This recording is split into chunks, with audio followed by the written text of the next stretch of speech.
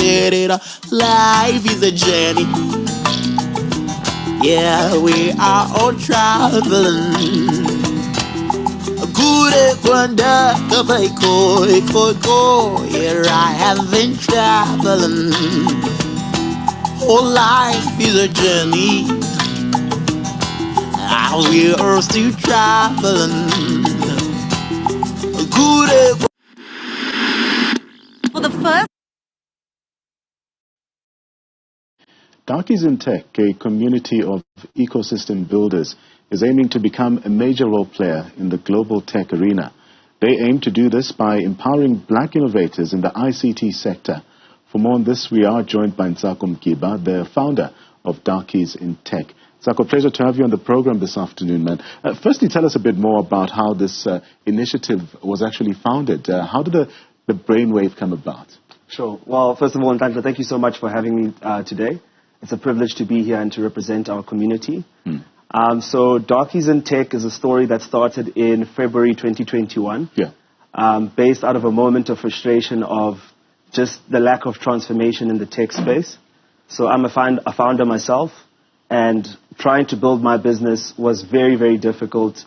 Trying to access spaces where certain knowledge was being shared, where networks were being formed, and where capital was flowing.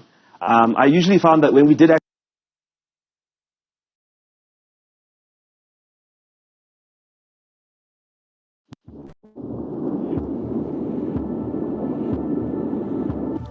Our stories begin right here, and we never write them alone. Sometimes we write them with someone who puts our story first. Other times with someone who puts their own story first. There'll be pages we love to read again and again, and some we'll barely remember. Sometimes we feel like the hero of our story, and other times, not.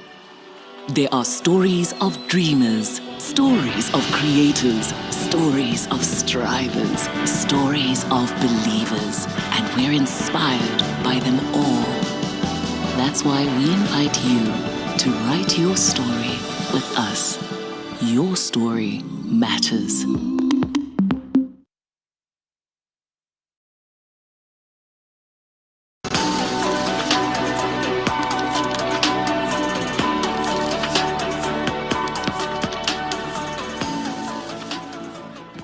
Hi, my name is Charles Oj. I'm the CEO of Hyber, a Pan-African innovation enterprise focused on delivering impact in Africa. And I'm really excited to be here, and also really excited about my colleagues that are joining hands with me to on this journey. My colleagues in Lagos, Nigeria, in Kenya, in East Africa, in Johannesburg, and also in Cape Town, and even outside the continent in London and Paris and the Netherlands. I would love to, talk to us about our purpose here in Hyber, and we're really very excited about using innovation to scale positive impact that brings real and lasting change for the African ecosystem. And as we look at Africa and seeing so many opportunities, we do see lots of challenges. These challenges are difficult, they are intractable, and our intent is to say, how do we bring prosperity for all? And you may ask, how can we do this? We do this in three ways, which we call our innovation missions, around circular economy, inclusion, and also sustainable lives. Let me just take some time now and just talk about each of them. With the big theme around climate change, circular economy is something that we really push and drive here at Hyber. And it's really about accelerating Africa's transition towards adopting circular principles and actions which are relocalized, regenerative, and restorative by design. The next mission we look at is inclusion. And here we're really talking about not leaving anybody behind as Africa evolves into the development phase that it should be. And our mission here is to create opportunities that enable inclusive African societies for the benefit of many, especially women and youths. Sustainable life is really around improving the quality of life, whether it be education, whether it be health, whether it be helping for all Africans, wherever they may be. In bringing these missions to life, HYBA is offering diverse but integrated services. These services are consolidated into three big buckets. The first one is we show up as a venture builder, where we work with scale-ups and small businesses to really scale their impact on the continent. Our second role or service is as an innovation partner. And here we work with larger organizations like multinationals, governments, academia, investors, or even development agencies to see how we can co-create solutions that can then be scaled up in the marketplace. Our third service is, looking at being a systems enabler where we solve, very complex and sophisticated problems in the market, whether it be unemployment or even poverty.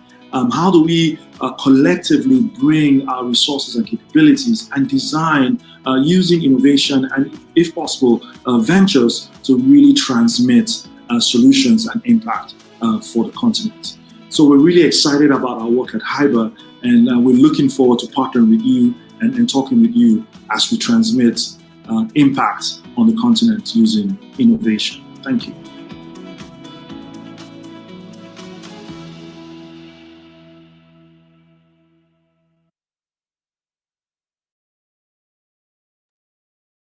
Well, good evening and welcome, everybody. Thank you so much for taking the time to join us.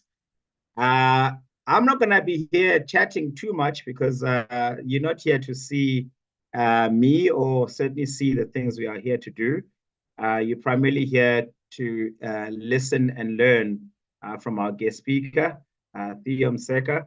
So Theo, thank you for taking the time. Theo joins us this evening all the way from KZN in KwaZulu-Natal as he prepares to deliver a keynote speech at an industry awards event this evening in Durban. So really we appreciate you making the time to be here. And if in case you are interested to know and you want to find out more about these sessions, we do these sessions courtesy of the Darkies In Tech community. So thanks again to Nsako and the community for participating and being involved. So you can join us next week, where we will have one of the fast-growing, up-and-coming ventures that's kind of growing, and again, I think a very interesting product for a lot of the Darkies In Tech community and general tech community in Africa, from a funding perspective, for you guys to come and enjoy a peer masterclass session with Vula, and you can learn more about Vula on Vula.vc, and you'll get to meet the founding team from Vula, and they'll also do an exciting product demo for you where you can see the product. And I know Theo is very familiar with the product as well, so I hope you guys can do. Theo, I'm gonna stop sharing my screen now, and you're welcome to share your screen. But as Theo does that, I want to encourage all the participants to please make use of the chat box. Tell us your name, tell us where you're joining us from, and really throughout the session, this is a masterclass after all, so throughout the session, make active use of the chat box function to share your thoughts, share some notes, share some some thoughts and some questions that you might have. So throughout the session, what we have discussed with Theo is that he is happy to stay a little longer till the end to allow those of you who want to interact and kind of speak to him directly to do so. But we ask that you make use of the chat box for any questions. Myself and Ray are on the call to monitor the chat box. And then Theo will kind of speak primarily around his life, his career highlights, and some of the startup advice and principles that he believes in. I've known Theo a long time now, almost going probably, we're chasing a decade more or less, right, my brother? So we're almost there and thereabout. And again, I've always known Theo to be an amazing guy. So if he misses anything that he doesn't share with you guys, be sure that I will tell you. some of those little things and anecdotes. He's always been a fun guy. So Theo, thanks again for taking the time to be here with us. I'm personally also looking forward to just sitting back and listen to the story. Yes, I know bits and pieces, but it's going to be nice to hear it, in long form and hear how you share it with us in your own words. Over to you, Theo. Thanks for the intro, Vu, and thanks to everyone who's joined to hear a little bit about what I have to share. I see a couple of familiar names in the attendee list here, so good to see those of you that have joined. Appreciate you being here to hear the story. Yeah, so the tech industry in SA and in Africa in general, has evolved a lot over the years. When I first got into technology, there was very, very few players doing what we do. The industry's become flooded now over time with many people taking to technology. I think a big wave coming in the late, from 2015, 2016 onwards. And of course, the COVID wave where everything went online and everyone and their auntie wanted to become a techie in one way or another. So yeah, it's interesting for me to have seen the changes that have happened, and we're here with the Darkies In Tech community, and I'll tell you that for a very long time I felt like I used to call myself the TBG, which meant the token black guy, because I'd walk into these rooms and I was the only person of color. I remember going to a NASPERS conference in Berlin, and there was only two of us there. The other black person was the technical engineer, like working, the AV system. And I was one of 300 people invited to go there. But yeah, okay, so the journey, any journey has a beginning.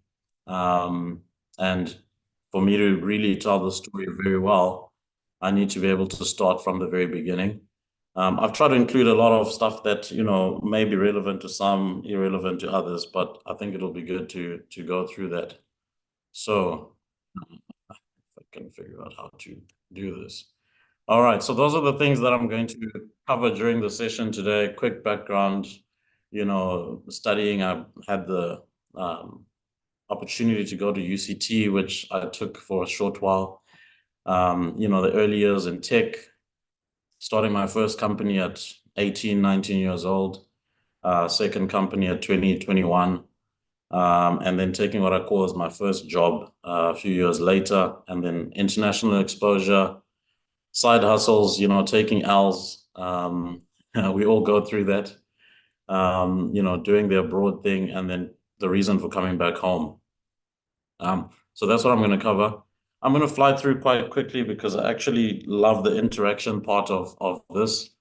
And it's good to hear some voices from you guys. So ultimately, I'll try to get through it quite quickly such that we have more time to be able to interact at the end.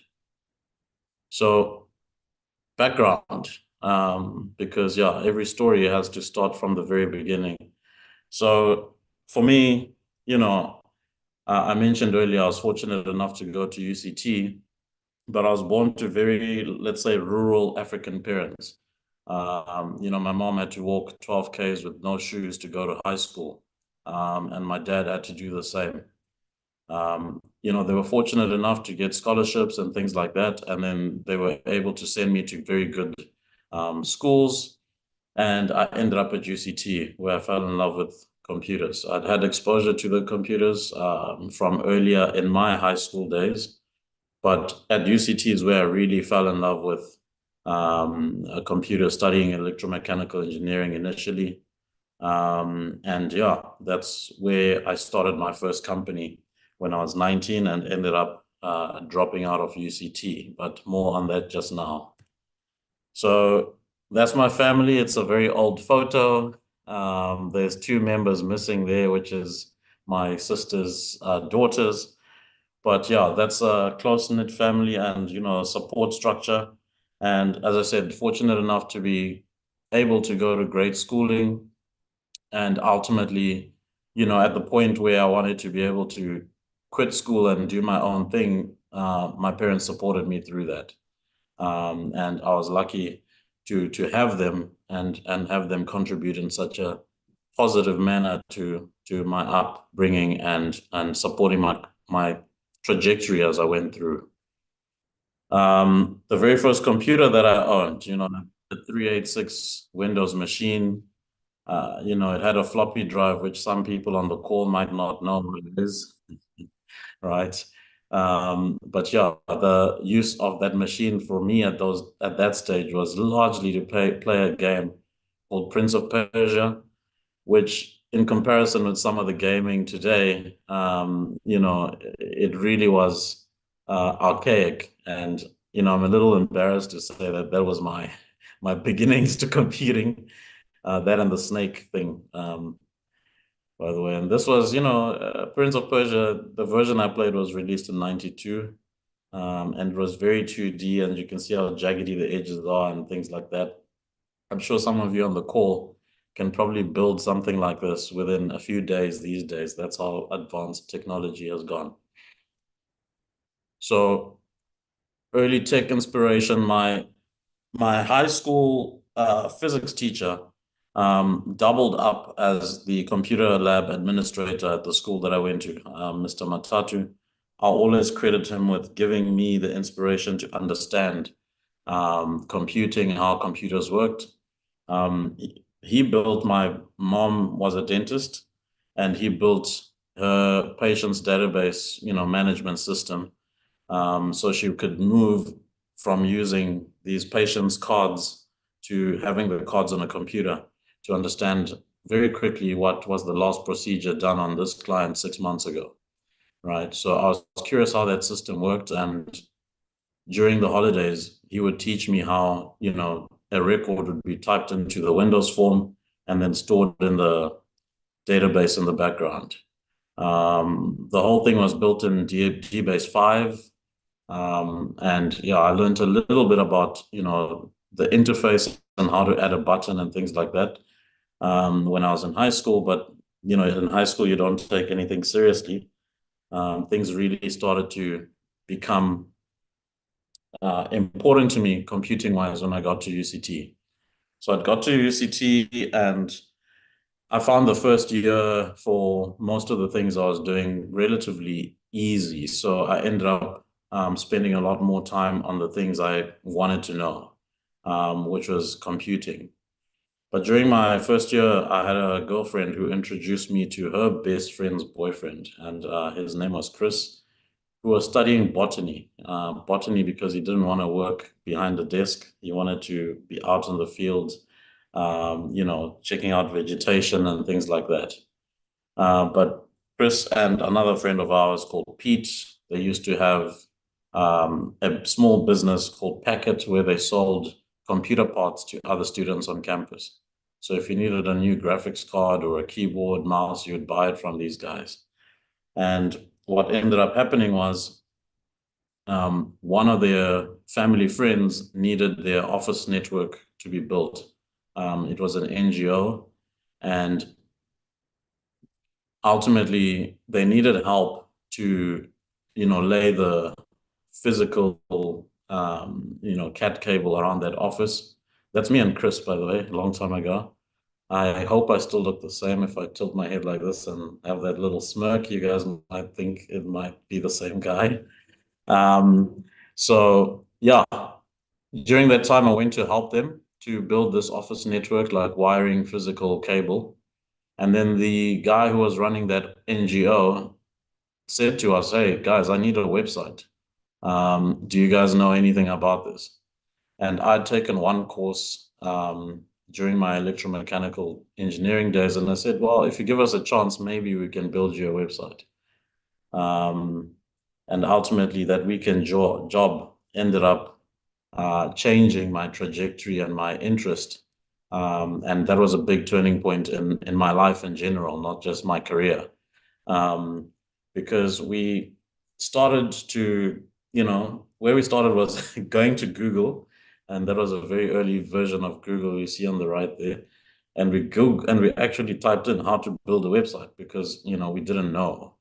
Then we found tools like Dreamweaver, which we downloaded. Microsoft SQL Server 2000 had just come out at that point, and there was articles about it being a game changer.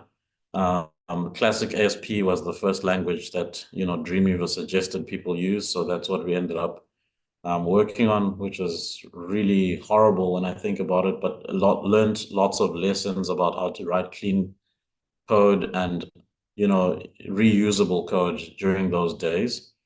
And everything that we did at that point, the only host, at least that we knew about in the country, was IS, Internet Solutions, and we were in their data center in Cape Town. So we learned how to set up server infrastructure. Those early days, it was really interesting because to do a release, you had to copy paste files onto the live server. And to do that, we'd have to take our files, and we would go straight to that data center. We had one little small rack inside of it, and Google had a whole had a whole row behind us. But yeah, we're in the same data center as some of the giants. It was super early. Not many businesses had that kind of infrastructure those days, and we'd have to manually paste files over the live environment. Very, very dirty way of coding, dirty way of deploying, but that's what we're forced to do in those days. Yeah, so we had to physically drive to the data center to do a release, and then copy paste files onto the live system. But that meant you have to have had proper tests and ensure that everything worked 100% before you went and just stuck it live. So that was the first kind of phases of developing and releasing. And yeah, for that NGO website, I think it took us 5 to 6 months to build that. We were paid 5,000 Rand back then. And for us, 19 years old students, and back then, I think it was 2001, it would cost 45 Rand to fill my Mazda 323, and we got 5,000 Rand. So we're like, hey, this is a big thing. Why are we at school again? Let's go and build websites for people that want them. So we registered a company, and that's our first logo on the right-hand side there. It was called Go Media. Yeah, and that website, that took 6 months to do.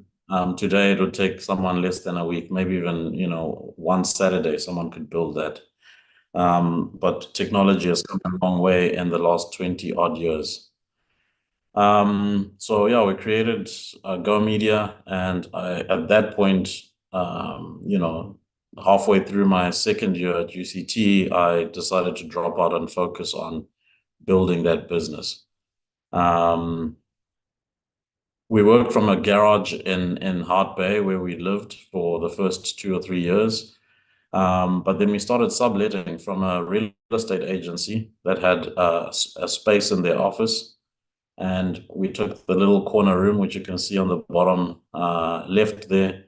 That room was literally 2 meters by 3 meters long, and we operated from that space for a long time, being the two-man team that we were. I think photos were a little bit later on because I'm seeing a laptop there, probably around 2005, 2006. But you can see me on the right there, still using the the desktop and the massive screen, which was a big mission when I had to go home because, I didn't want to leave stuff at work. I wanted to work consistently all the time. So I'd have to carry those things with me and take it home every day. Massive mission back then. So it wasn't as easy as throwing your laptop into your backpack and going home, as most people do now. But yeah, so from there, we started to build websites for anyone and everyone that needed them. Usually it was the small art gallery here and the doctor there, that kind of thing. It was hard for us to get work and build traction, but we persevered because we were young and hungry and would work overnight, and try and get things done very quickly. And at some point, we were one of the biggest hosts, at least in the Western Cape. We built up to over 700 clients. hosting different, emails and whatever else for them, but their web solutions and intranet solutions too. Something that has always stuck with me from when I was really young, I think it was 11 years old, where I was preparing, going to final year of junior school, about to go to high school. My mom always said to be as busy as an ant. And that always stuck with me, because, what she really meant was you'll never see an ant just sitting, basking in the sun, catching a tan. It's always on the move, finding the next thing that it needs to take back to the hive. And ants are usually carrying, like crumbs or whatever it is that they're carrying, but it usually weighs multiple times the ant's weight. So just meaning punch above your weight and continue to be busy, always move, never stop. And that always stuck with me. So 3 years into forming our first company, we built our second company called My Agent, which was a real estate valuation system. I couldn't find screenshots of this solution, so I found a brochure, which I've included here on the right-hand side. But yeah, My Agent, it was one of South Africa's first mapping solutions, built on the OGC, which is the OpenGIS Consortium specs. And it was, those days, Google didn't exist. Google Maps didn't exist. I think we launched 6 months or 8 months before Google had mapping. So it was very archaic. We had to learn ActionScript, and we had to use that Flash client. That was the best way we could think of doing it back then. And yeah, My Agent was my first entry into real estate, and piqued a lot of curiosity for me around real estate. And ultimately, I think this project that we did, which was our second company we built together with my former business partner, was the turning point, another turning point in my career. Ultimately, because we stumbled onto something that ended up being one of the best solutions or first solutions in South Africa at that stage. So, we had a valuation model that was quite primitive. You could zoom in the map, click on a land parcel, and it would tell you what the municipal value was. You'd click a button and it would generate. We didn't have, we couldn't write AI models back then to help predict future pricing and things like that. So we did our best, and it was quite primitive, as I say, what we had, but it worked. And we went to talk with the city of Cape Town, and they loved it, and they wanted to use this tool that we had created internally, and we're getting quite a lot of buzz at the time. And what happened was we caught the attention of a company called Tech. They had the biggest title deed search tool at the time called Windeed. And, we're starting to eat their market share, just in the Western Cape, because at that point we were only in the Western Cape. So we were trying to talk with these guys and create a solution whereby they would give us the data for the rest of the country, because we only had Western Cape covered. And at that point, I think within 6 months of negotiations with them, the deeds office increased their price from 50 cents a record to 6 Rand something a record. So it was a more than 1,000% increase on their price, in one increase round. And that essentially meant that we couldn't compete for this segment anymore. Because in South Africa, though, at that point, there was 4.5 million title deed records at the deeds office, or 9.5 million, sorry, 9.5 million title deed records. And, at 50 cents a record, it was 4.5 million Rand to buy that. But when they put their price up to 6 Rand something, it became impossible for a small company as ours to try and get that data. So at that point, we doubled down to try to talk with Tech to say, hey guys, the deeds office pricing is ridiculous. We want to partner with you rather. Why don't you give us the data and we'll build the technology? At that point, the MD, Rian Basson, said, look, guys, we see what you're doing. we have a bigger play where we want to get Property 24 from Naspers. And, ultimately, if we can't do that deal with Property 24, then we'll back you guys, because we had a really small portal on top of my agent where people could advertise properties. So ultimately, that ended up leading to a few years later, because everything took long back then, longer than it does now. That ended up leading to, oh yeah, okay. So, here I was saying basically, if it's not hard, you're not dreaming big enough. What I mean by that is some of the things that we had to do back then were seemingly impossible given where technology was at the time.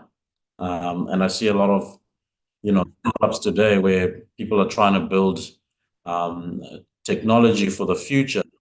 And, it's cutting edge stuff that we're seeing. And I think most dreamers are the ones that are going to cut through in the future, because they're dreaming big. Just to go and build something that is, search 2.0 or another way of, or a niche of a specific thing that already exists. I mean, you can build a business that way, but I think you have to kind of try and push the boundaries and do things very differently, which is what I think in the early days we managed to do. And it's a lot harder now, right? Because it's more saturated. Anything that you think of has probably been tried or done. So you have to build tech differently to be able to cut through. So Go Media, okay. Credibility. This is an interesting kind of segue, because we were a very small company, a two-man team. Eventually we grew from there, but we started to get traction through my hobby at the time. So at the time I was doing this thing called salsa dancing on the weekends. So I was part of a dance group, and I got pretty good at it. Around 2008, I started traveling to different parts of the world to partake in these salsa exhibitions. And, my early dance group, which is, let's say, the photo in the middle, it's incredible, because when I look at that photo, I sometimes wonder how lucky I was to have such a hobby.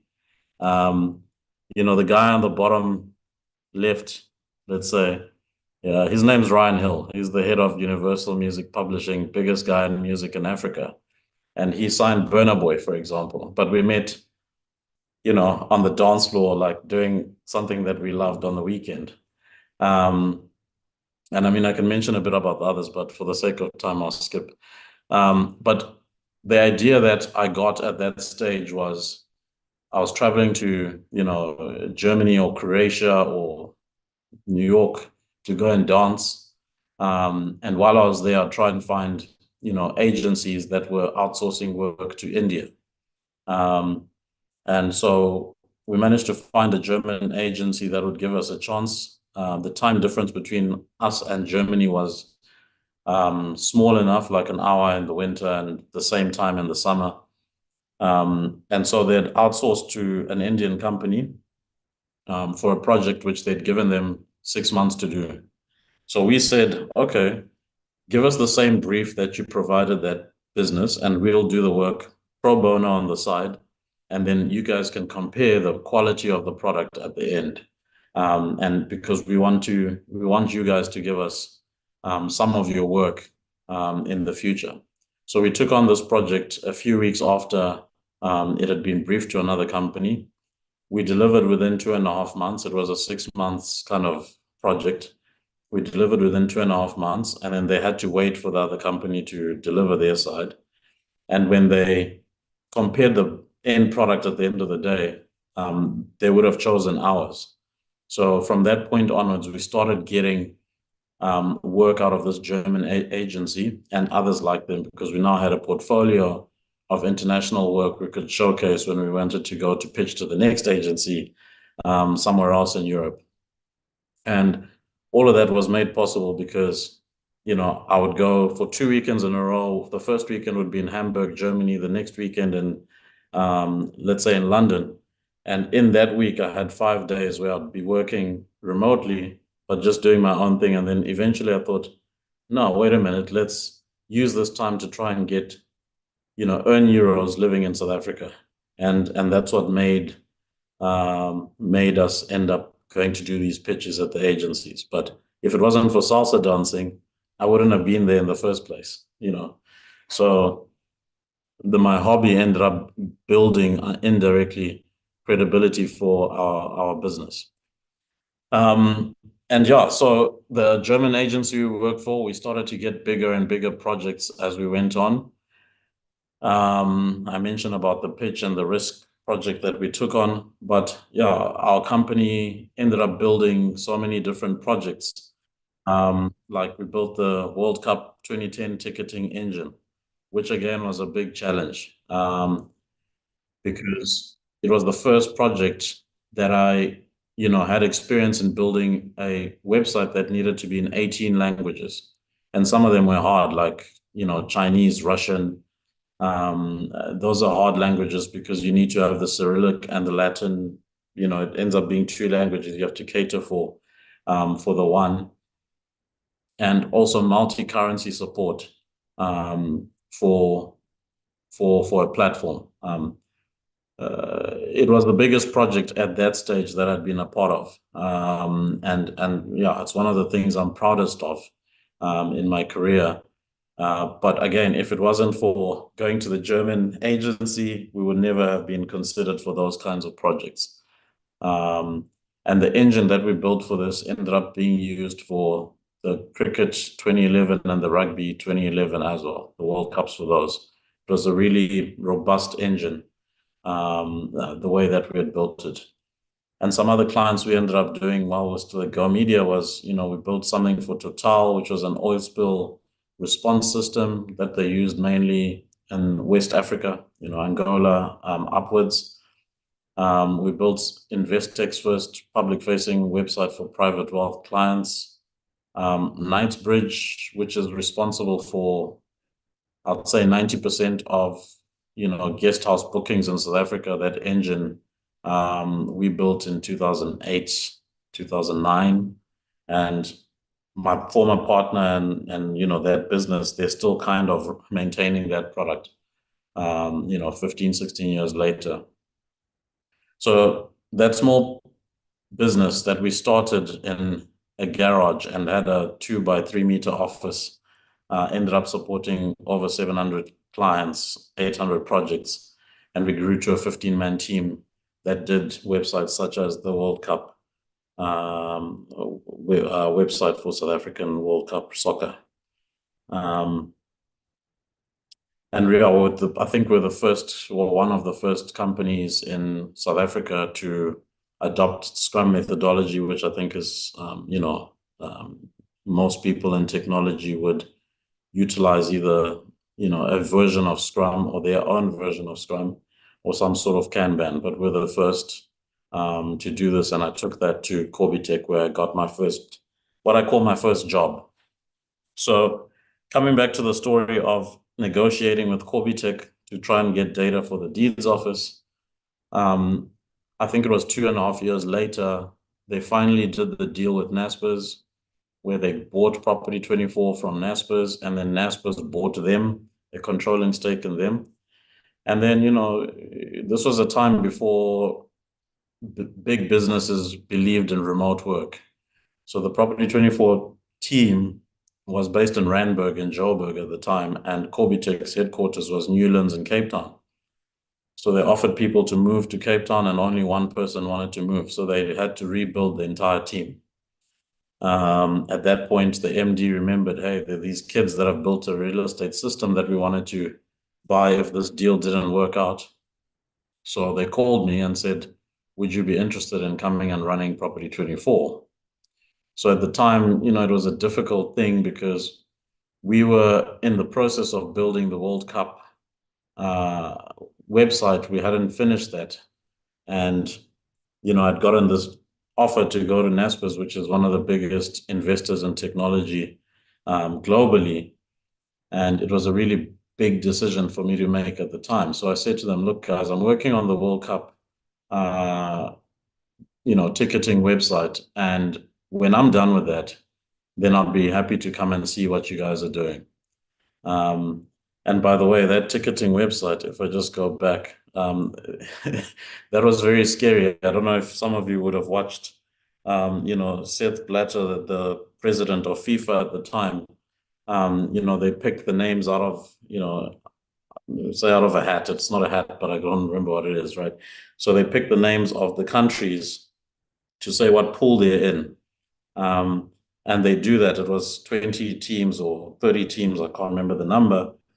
But from them finishing the last, allocating a pool to the last team to our website going live was 4 minutes, right? So because as they're pulling out the name, South Africa, pool B, we had to, like, in our back end, be putting South Africa into the right pool. And as we finished doing that, we clicked generate the games, because we knew that, okay, pool B, team 2 plays team 1 in the first game, etc.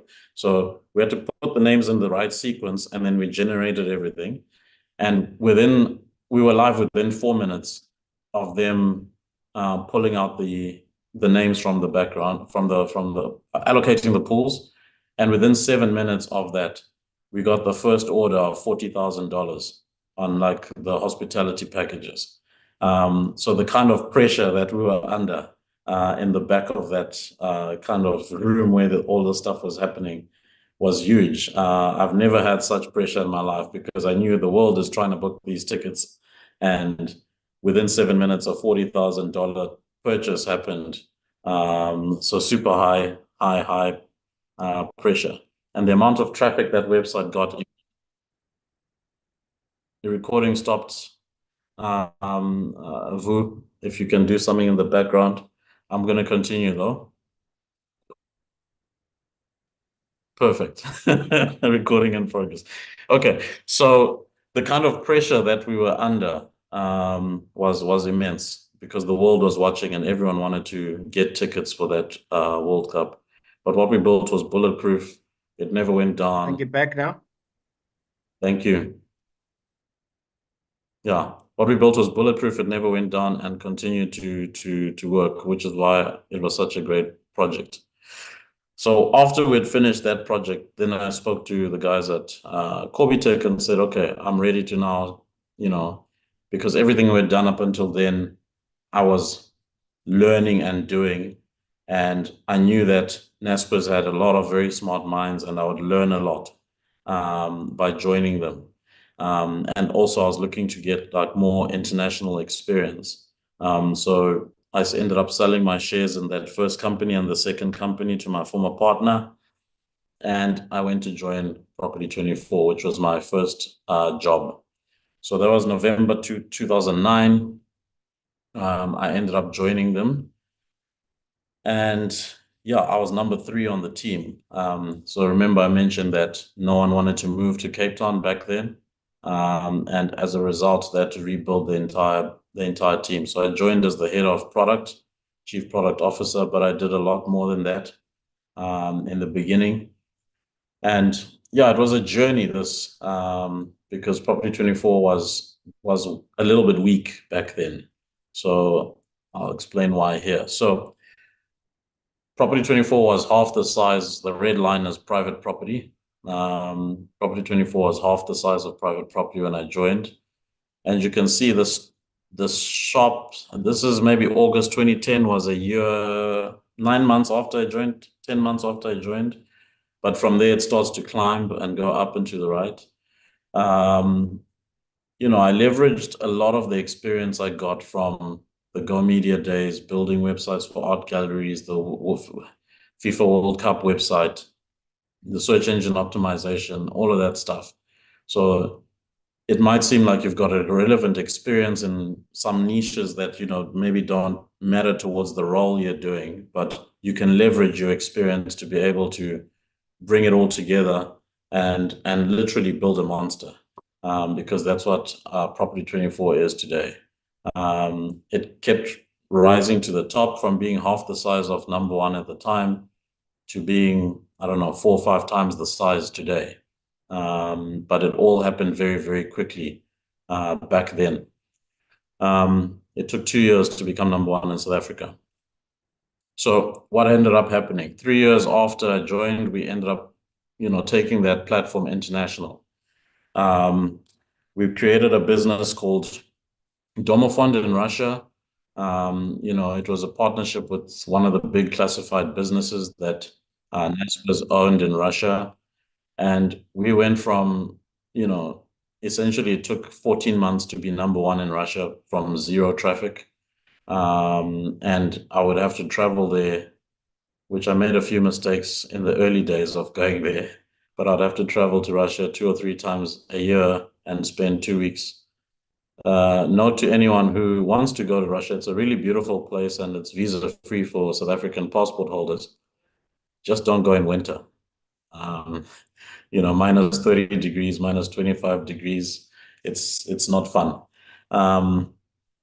But the summertime is beautiful, and Moscow is one of the greatest cities I've had the pleasure of visiting. But the Property 24 engine, we ended up creating, different versions of it. And so we launched in Philippines, Kenya, Nigeria, 17 other countries.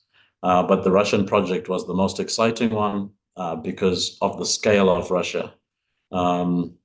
So again, this is screenshots from SimilarWeb back then. You can see on the top right, we launched in September of 2014 from zero traffic. The biggest in the country at the time was Xi'an, and it took us 14 months from launching to being number one. Zero traffic to 7.5 million unique users per month in 13, 14 months, which is massive. What I learned from that is that you can have a good engine, and that engine can work in another market if you execute well. And South African platforms are very exportable. There's lots of great tech built in South Africa that does well internationally. It's all about the international execution. So product development is one thing, but product marketing is also important. And I think the marketing job that we did in collaboration with the Russian team, that was really, really powerful. And that's what drove this growth largely. So, it's not just about building something, you need to also get people there. And these days it's gotten a lot easier to be able to drive traffic and engagement on digital platforms. So another thing is, can a good business model and technology engines work across verticals?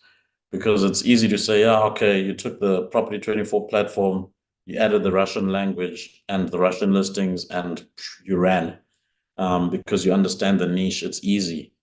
So we got a challenge in 2015 where, again, Naspers bought AutoTrader. AutoTrader was half the size of the biggest player in the market at the time. And we took that platform and we forked the Property 24 code base, and we removed bedrooms and bathrooms and square meterage of the garden, and we added make, model, transmission type, and color of the car. And we rebuilt AutoTrader. I think it took 11 months to rebuild the back end, front end, billing model, everything. And yeah, AutoTrader today is more than double the size of the next player in the market. So again, another proud project because it was the first in a long time, having worked in real estate specifically for a long time, it was the first dive into something outside of real estate for me. And yeah, having worked on 2 of South Africa's top 10 internet destinations, yeah, for me, that's a proud thing because there's not many people that can, say they've worked at 1 of the top 10 internet destinations for the country. Yet alone be responsible for building them. But again, leveraging early experience from Go Media, that's what helped to be able to do this. So when you look at these two platforms today, you always look at them independently, but I did this side by side just so people can actually see the similarity between them. It's pretty much the same platform, just little nuances. That's AutoTrader on the right and P24 on the left. So ultimately, you can take something that's working and pivot it for something else, and you can be as blatant as launching the same colors and branding. Because once you have a formula that works, you can execute it in multiple niches. And that's exactly what happened. And people, I suppose, the affinity that people have with Property24, it being the older, more established brand, that maybe transferred without them understanding why they love AutoTrader to AutoTrader, and yeah, it's one of the top 10 used tools in the country now as a result of that strategy. Okay, so side hustles. Vu will know this very well because we've known each other a long time. I've tried many things in the past and I've taken many L's. So for me, L's, I don't mean losses because yes, many failures, but I see them as lessons. Ultimately, just highlighting some of the things here, but there's many others that have happened. I think it was 2014, 2015, before AutoTrader happened. At some point, I decided that I was spending a lot of time watching sport online, or not online, but on DSTV at the time. So on a weekend, I was an Arsenal fan. I'd watch Arsenal play whoever. Then because Arsenal's rivals were Man United and whoever else, I'd watch two other games. And then I was also a rugby guy. So I'd watch the Stormers because I lived in Cape Town. I loved the Hurricanes and I loved the Crusaders. So I'd watch those three rugby games. And then at some point I thought, rather than doing that, if I'm going to watch sport, let me do it live. But let me take that 10 hours on a weekend and let me build something. So myself and a friend, we built a business called Tenons, which is what you see on the screenshot on the right-hand side. Tenons ended up being, number 2 in South Africa for wine delivery. And it was a weekend and night project run by two guys that did both of us did other things. At some point, we hired an admin person to handle the wines. And the hardest part about this was keeping the inventory up to date because the vintages change twice a year in February and July.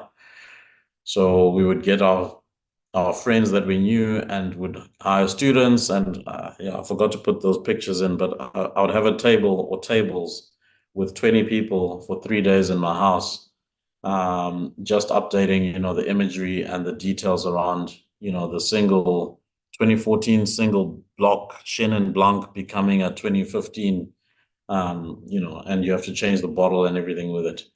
But super early days for wine, specifically online. And if you look at that design, that's from 2014. And I think it's still fresh compared to some of the platforms you would see today.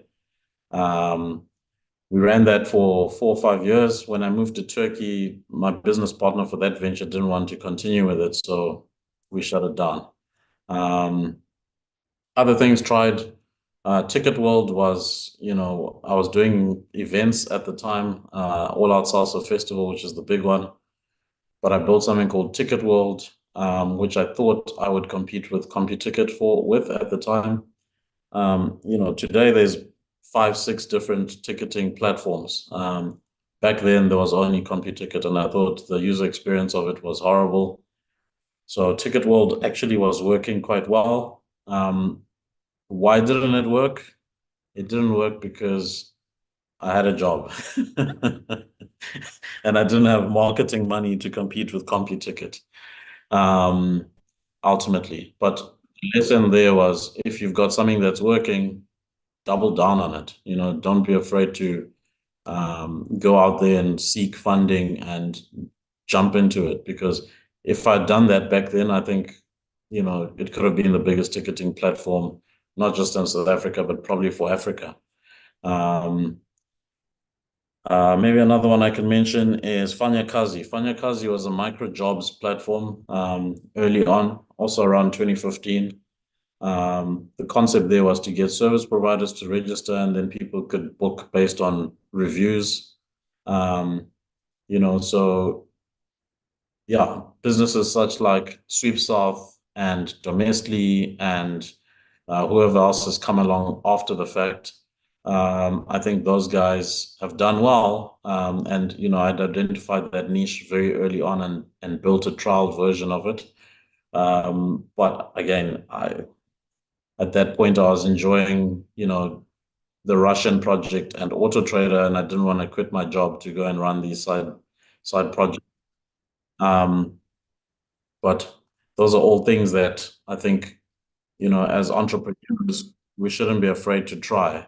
We have the skill set to be able to build stuff. You can try it, and actually you can get traction very easily. It's become easier over time to launch a business. You could decide on something today. Your website could be live by Sunday because the platforms allow you to build template-based, websites in this day and age. So it's become a lot easier than back then to be able to build a product. It's just about your mentality and jumping. If you put your mind towards it, you can do it. The others I'll skip, I think, in the interest of time. Yeah, so 2018 came along. I took what I call my second job. What happened was the business that we launched in Russia called Domofond, from earlier on, we launched from nothing, 0 to 7.5 million unique users, becoming number one in traffic in Russia. And what happened was there was a Turkish business that owned the number 4 player that became number 5 player after we launched. They looked at that and said, oof, who are these South African guys that have just launched and overnight come and, win the Russian market? And ultimately, they wanted someone from that team to go and do the same thing in Russia and Turkey. So they approached me, and I took my second job. I moved to Turkey. Big challenges there, adjusting to a different culture, different religion, different language.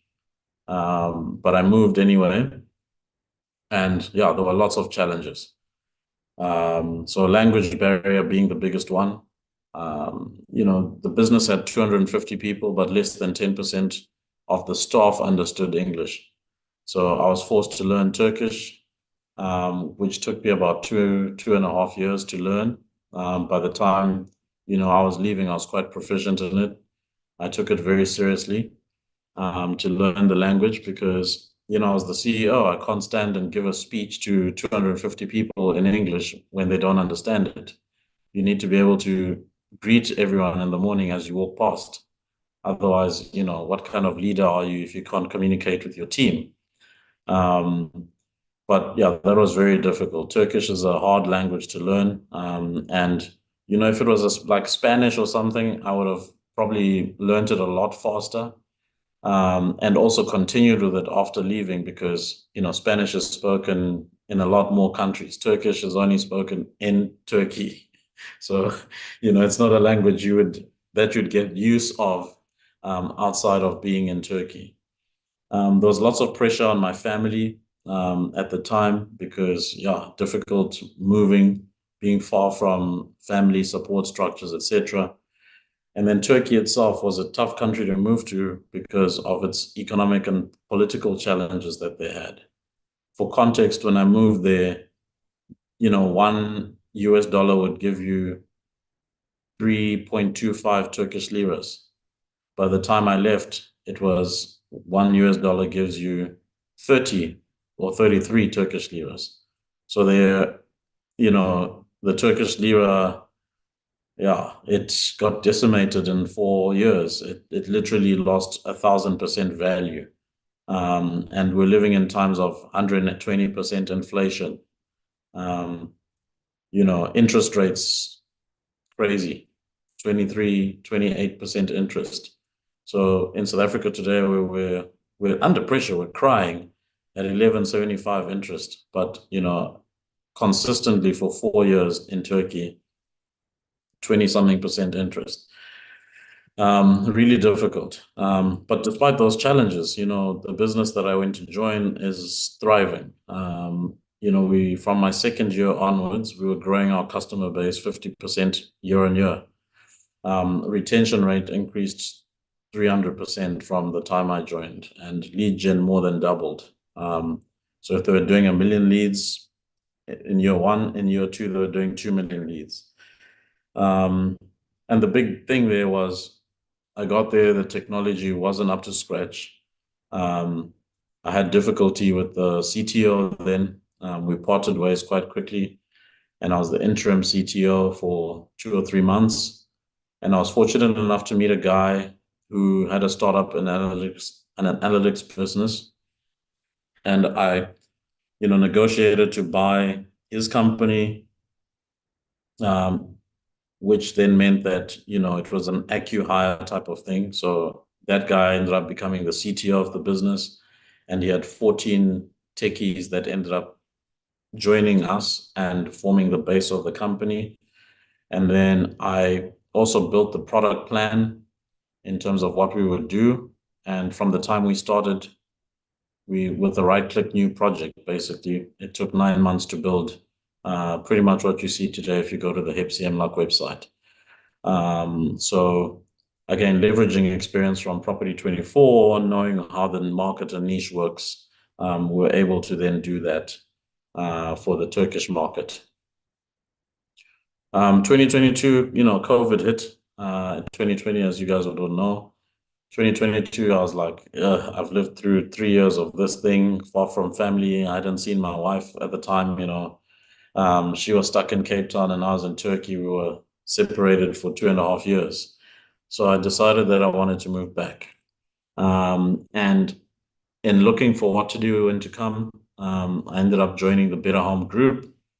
Better Home Group is an investor in the real estate ecosystem. I obviously know the niche quite well. And Better Home, these brands and businesses you see here, except for the banks, are Better Home businesses, either fully owned or wholly or partially owned by Better Home. So I joined the group as head of marketplaces.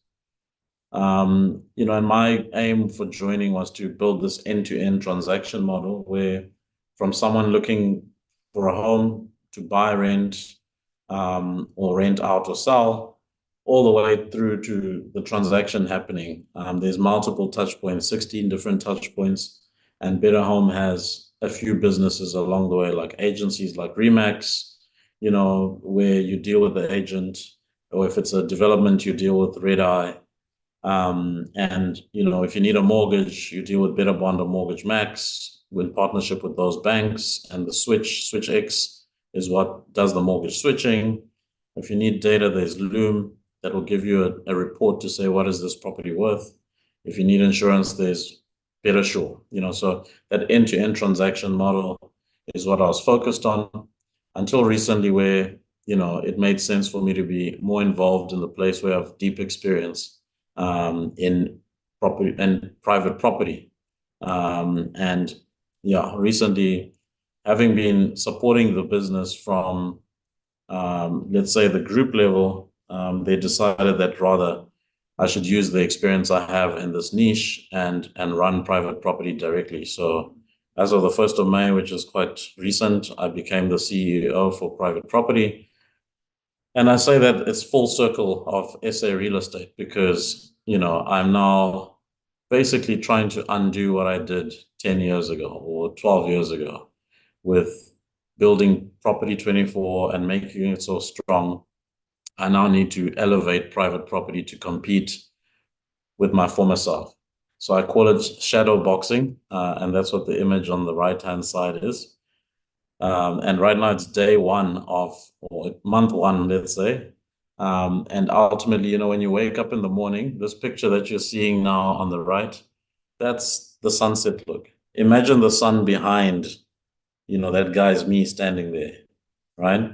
The shadow is long and looks like a giant in front of me. And that's what I see as Property24. It's a big giant. But as the sun comes over my head midday, right, that shadow is right underneath me and I can kind of maneuver. And a year or two from now, that's the sunset. Property 24 will still be a giant, but that giant's going to be behind me. So that's kind of my analogy around fighting my shadow. And yeah, you can enter a market that has got a very strong dominant player, which is what Property 24 is. But I believe that if you do things smartly,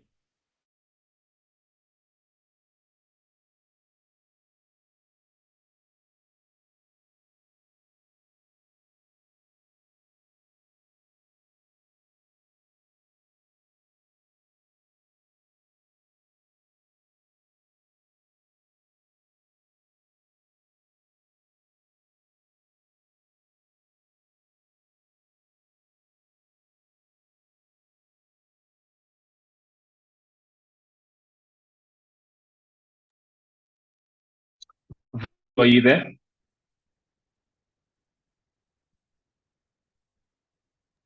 Yeah, it looks like we've lost Theo's connection. Hopefully should be back just now. I see everybody's enjoying everything. Hopefully he'll be back on just now.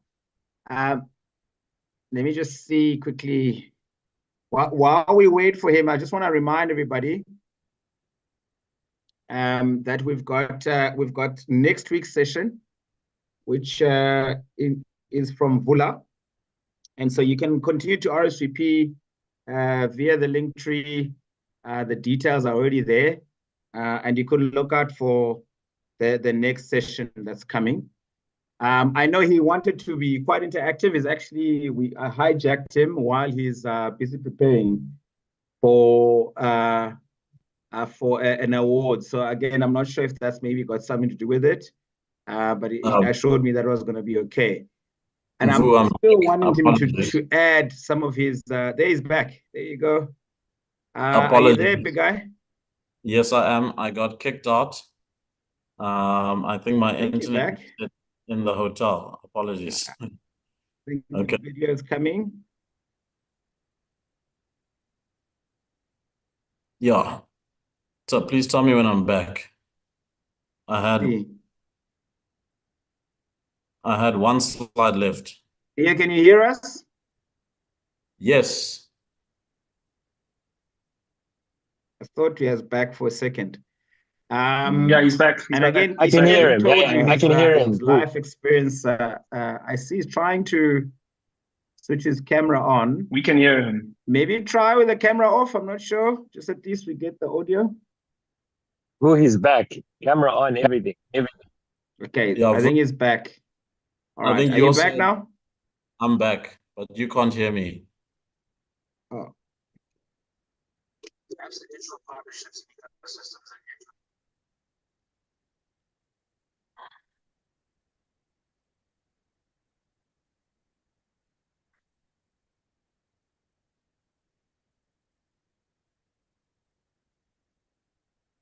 All right. Apologies. Vu, with your permission, I can continue. Carry on. No, good. Yeah, okay. Continue. All right. So as I was saying, apologies for that, guys. Yeah, very quickly, we've rebuilt the website, the first phase of it, of private property. Many exciting phases coming. And it's a very exciting process for me to be able to compete in the South African market again against my former colleagues. It's a fun battle because they know our every move.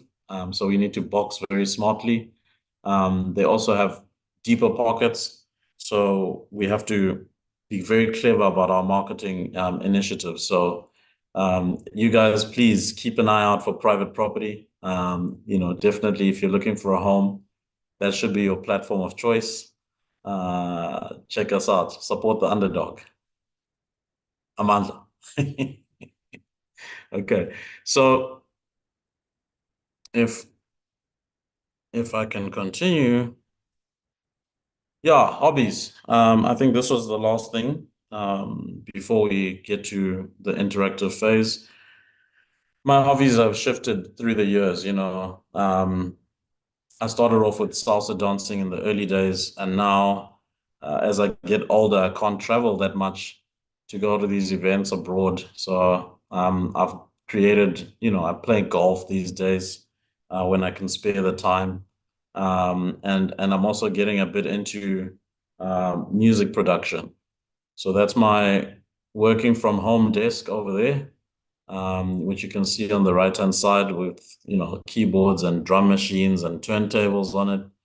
I've got a vinyl collection. I sample from vinyl, and we're making music, but it takes up quite a lot of time. And over the last 8 months, let's say, you know, spending 2 hours on a Saturday or a Sunday is what I limited to. Uh, but that definitely keeps me sane, and it drives me going forward. So I think, you know, having a passion outside of technology is helpful because it fuels your brain and soul in ways that you don't realize you need. And it also helps you to focus when you do then jump back into tech, because you have an outlet somewhere else. So I think, you know, we can do the interactive session and Vu, but what I'll do is there's one slide, guys. Thank you for joining. I appreciate you taking the time to listen and being a part of the session. Darkies In Tech, thank you, team, for the invitation. My contact details on the last slide. Just take a screenshot, or, you know, it's actually pretty easy to find me on LinkedIn and things like that. Inbox.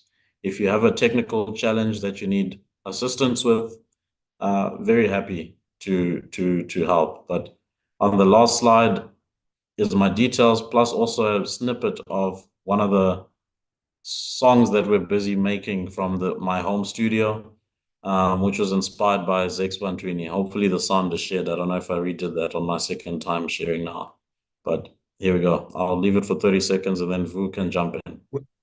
We'll use it. We'll find another way.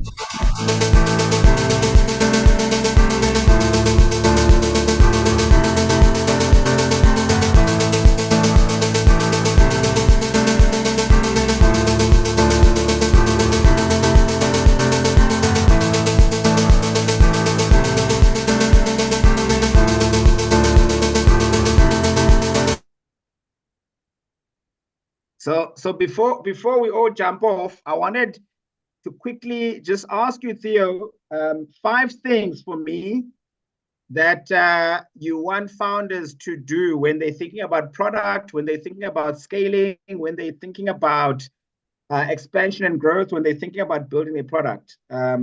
What 5 things would you give them advice on to make sure that they do? Because I know you're very real about some of the stuff that guys aren't getting right. So what advice would you give them? Just 5 things, and then we'll open up the session and stop the recording and everything.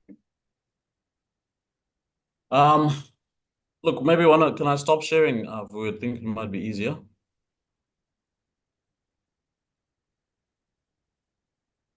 I want to be able to see you. So you said 5 things founders should look out for. Yeah. What advice would you give any founder building in Africa right now, based on your experience? Like really, like hardcore advice, big brotherly advice, no fluff, just straight advice. Okay, so firstly, you know, Africa is untapped. I think that don't try to build a solution for Silicon Valley, you know, that you're trying to build for, or that you want users in Africa to adopt. Forget about the, you know, fancy designs and the slick this and that. Build technology for the end user that you're building for. Product market fit at the end of the day, right? So I've seen solutions built for South Africa and for Kenya and for Tanzania and for, you know, Malawi, that if they were built and launched in the US, they would fly, but they struggle because those interfaces that are built the user experience doesn't connect with the audience. Take the time to understand what your audience want and need, and ultimately build that. And then you can launch it to them. Once you've got adoption, then you branch out. Don't try to do too much too early. If you look at Property 24 today, it's very, very simple. Look at private property today, very, very simple, right? Because that's what the South African end user needs and wants. We're not trying to do all the fancy, mapping and drawing of circles and dragging this and that. It's just simple. And that's the beauty of it, the simplicity of private property today. So cater for your audience. Don't do too much too quickly. And when something's working, don't be afraid to double down on that. Because sometimes you see that you want to build the next thing, the next monetization module, instead of just pushing the first one a lot harder marketing wise and getting more users to use it.